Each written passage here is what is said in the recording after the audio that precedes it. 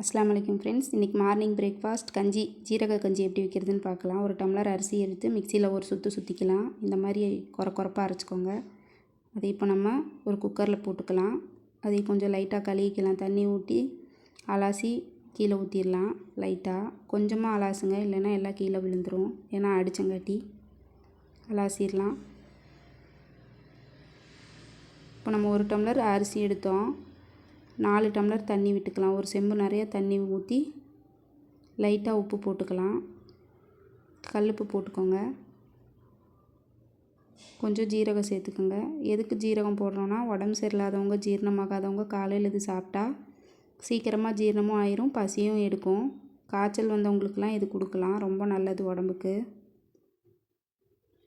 Cooker மூடி வச்சிடலாம். மூடி இப்போ குக்கரை அடுப்பில் வச்சு 4 விசில் விட்டுக்கலாம். 4 இல்லை 5 விட்டுக்கலாம். விட்டு எடுத்தோம்னா இப்படி ஆயிரும். அதில் இப்போ தேங்காய் போட்டு கெட்டியாக இருந்துச்சுன்னா கொஞ்சம் சுடு தண்ணி வச்சு ஊற்றிக்கலாம். சூப்பராக இருக்கும் ஃப்ரெண்ட்ஸ். இந்த கஞ்சி நீங்கள் குடிச்சு பாருங்கள், வச்சு பாருங்கள், உங்களுக்கே பிடிக்கும். இப்போ கஞ்சி ரெடி ஆயிடுச்சு. மறுபடியும் அதை அடுப்பில் வச்சு நல்லா ஒரு கொதி விட்டுக்கலாம். தேங்காய் போட்டு கஞ்சி ரெடி ஆயிடுச்சு. வாங்க ஃப்ரெண்ட்ஸ், கஞ்சி குடிக்கலாம். தேங்க்யூ.